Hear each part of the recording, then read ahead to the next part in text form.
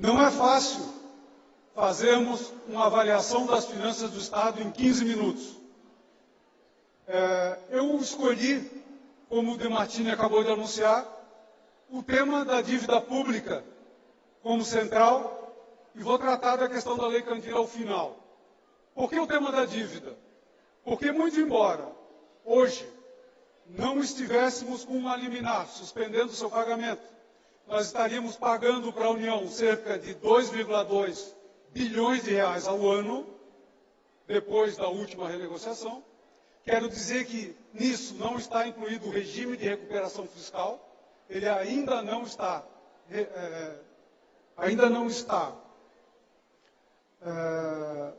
aprovado, né, sacramentado, negociado com o governo federal. Aliás, o atual governo negocia esse regime em segredo, não sabemos exatamente o que está sendo negociado.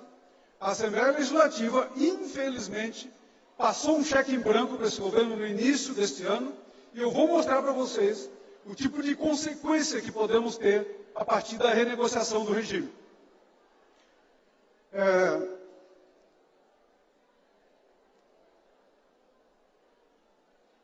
Esse gráfico que eu trago aqui, ele mostra o quanto evoluiu a dívida do Estado. São dados oficiais. A gente trabalha com dados da Secretaria da Fazenda do Estado. E é um gráfico que procura tratar a dívida no longo prazo, ou seja, não apenas no momento presente. Isso é importante para que tenhamos presente como chegamos até aqui. Veja, em 1970, e esses valores são valores diretamente comparáveis, eles foram atualizados para dezembro de 2017. Portanto, não há problema nenhum em fazer essas comparações. Em 1970, nós tínhamos 2 bilhões de reais em dívida. Em 1994, essa dívida estava em 26 bilhões. Vejam, ela cresceu 24 bilhões em 24 anos. 1 bilhão ao ano. Entre 94 e 98, ela saltou de 26 bilhões para 59 bilhões. Foram mais de 32 bilhões em 4 anos. 8 bilhões ao ano. Quem olha para esse gráfico e não conhece a história de como essa dívida se formou, tende a concluir: os gaúchos foram perdulários, gastamos acima daquilo que podíamos. Eu digo com todas as letras, isso é mentira.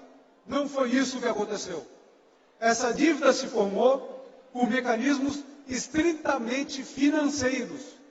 Não entrou 1 centavo de dinheiro novo nos cofres do Estado nesses 4 anos. Por que a dívida cresce? Essencialmente pela política de juros adotada no Plano Real.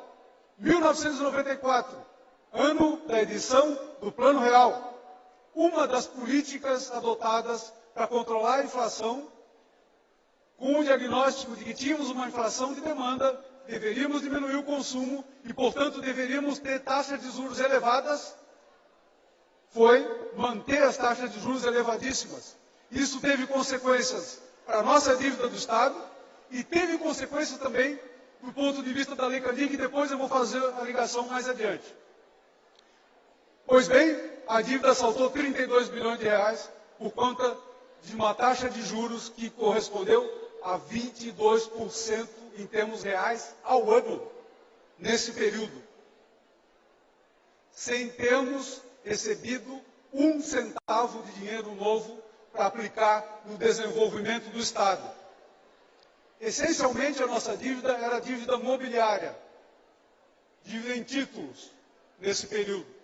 Em 1998, tendo levado o conjunto de Estados nacionais a uma crise financeira brutal por conta dessa política econômica, a União editou uma lei para renegociar essa dívida. O que tem de importante aí? Primeiro, a União nos coloca de joelhos com a política, compromete as nossas finanças. Na sequência, corta nossas linhas de refinanciamento da dívida. e, na sequência, oferece um contrato de refinanciamento com uma série de condicionantes. Na época, 6 condicionantes. Primeiro deles, privatizações. Segundo, controle brutal sobre as despesas com servidores públicos. Terceiro condicionante, extremamente prejudicial, um nível máximo de investimento público, ou seja, o Estado não poderia investir além de determinado patamar. Por que eu destaco esse último nível? Porque o investimento público é a variável econômica que leva ao desenvolvimento econômico. O setor privado só investe quando tem segurança. E quem dá essa segurança é o investimento público. Ele é que dá a dinâmica inicial, ele é que dá o pontapé inicial. Vejam, o conjunto de condicionantes que nos foi imposto lá atrás nos levou a nos encalacrarmos financeiramente, a diminuirmos brutalmente a capacidade de prestar serviço do Estado pelo controle da reposição dos quadros funcionais e fragiliza a nossa economia, impedindo que o Estado invista produtivamente. Mas o que se dizia lá atrás é que esse contrato era para nos ajudar, certo?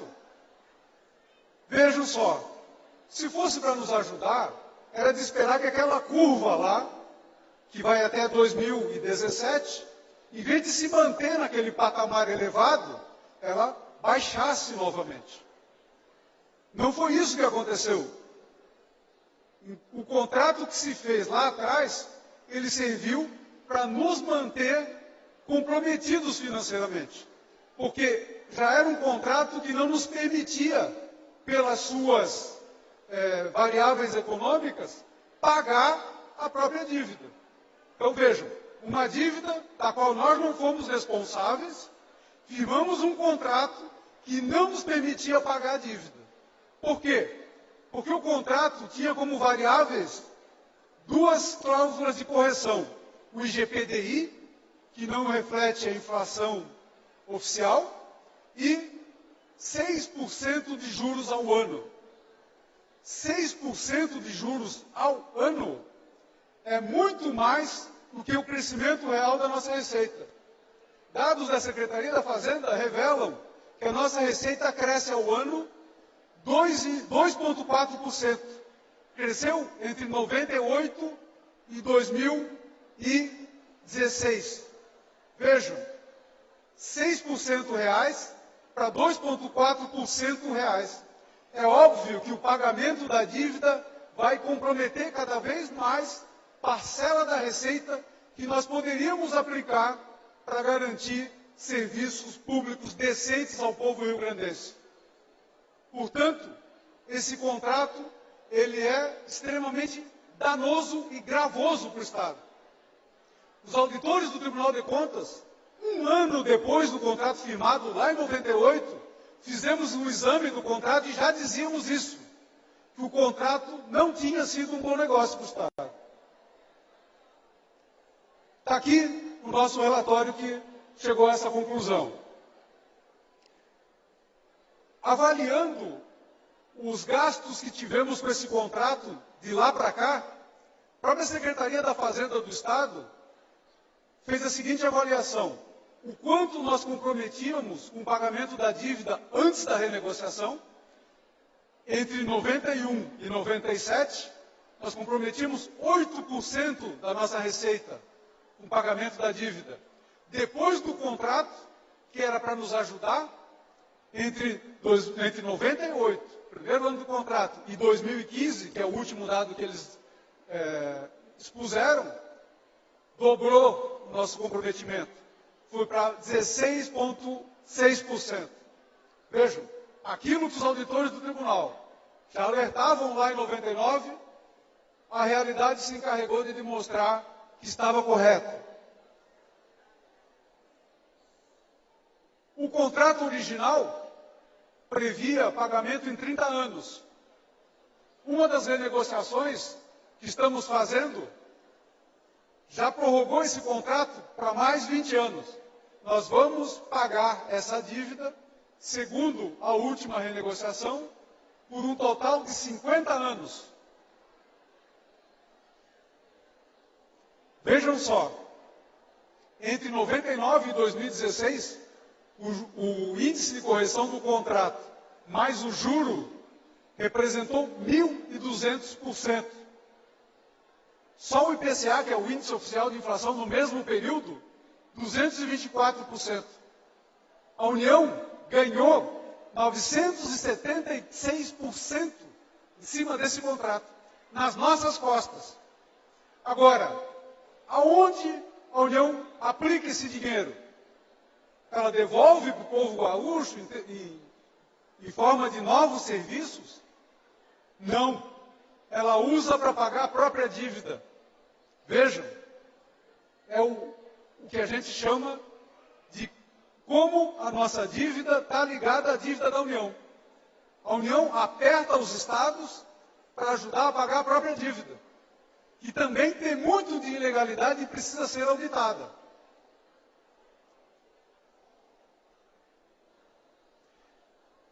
Em 2015, nós fizemos um trabalho no Tribunal de Contas para verificar como se comportaria a dívida caso ela fosse corrigida pelo Índice Oficial de Inflação, o IPCA. Vejam o resultado dos cálculos. Entre aquilo que tínhamos pago e aquilo que tínhamos pego emprestado lá em 98, nós já teríamos quitado a dívida. E lá em 2015, quando fizemos o trabalho, teríamos 5 bilhões a receber da União. Naquela data, nós já tínhamos pago a mais 5 bilhões e 900 milhões de reais. Esse é um dado que eu gostaria de passar muito rapidamente, que está escondido lá nos relatórios do TCU, em que a União mostra quanto ela arrecada dos estados e quanto ela gasta com aquela dívida que ela pegou da gente lá em 98 e assumiu para pagar. Vejam esse dado. São bilhões o que ela ganha e milhões o que ela gasta. Dados publicados pela Secretaria do Tesouro Nacional. Ela gasta 23,5 milhões de reais e recebe da gente 30 bilhões e meio de reais. Veja, ela recebe 30 bilhões, vou repetir, e gasta 23 milhões.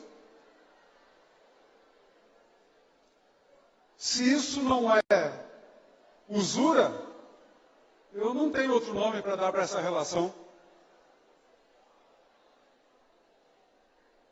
Argumenta-se que a União está em uma tremenda crise financeira e que não poderia abrir mão desses 30 bilhões. Bom, primeiro, não há justiça alguma em ela receber esses 30 bilhões, conforme eu demonstrei ali. Segundo, se ela abrir mão desses 30 bilhões, ela compromete no máximo 2,2% da sua receita anual. Ninguém quebra por 2,2% da sua receita anual. Sem contar que, até pouco tempo atrás, uma série de refis, de refinanciamentos de dívidas privadas, a União abriu mão de mais de 600 bilhões de reais para o setor privado, como já dizia o De Martini aqui. Então, essa relação precisa ser revista de forma altiva. O Rio Grande não pode mais estar submetido a ela da forma como está. E não podemos fazer isso de forma isolada. Não somos o único estado endividado da nação. São Paulo, Rio de Janeiro, Minas e Rio Grande do Sul corresponde à maior parcela desse endividamento, mais de 80%. Precisamos fazer uma negociação conjunta com a União. É disso que se trata. Essa solução nós já apontávamos num seminário que fizemos em junho de 2015 pelo Movimento Unificado. De Martini dividiu uma mesa comigo. As conclusões foram as mesmas. O governo atual se fez de surdo. Não quis encaminhar, preferiu encaminhar isoladamente, até porque aquecia com a maior parte dessas políticas que foram adotadas. Para fechar, o regime de recuperação fiscal, que é o que se apresenta agora, que o atual governo pretende renegociar, em vez de 9 compromissos com a União, agora passam a ser 21.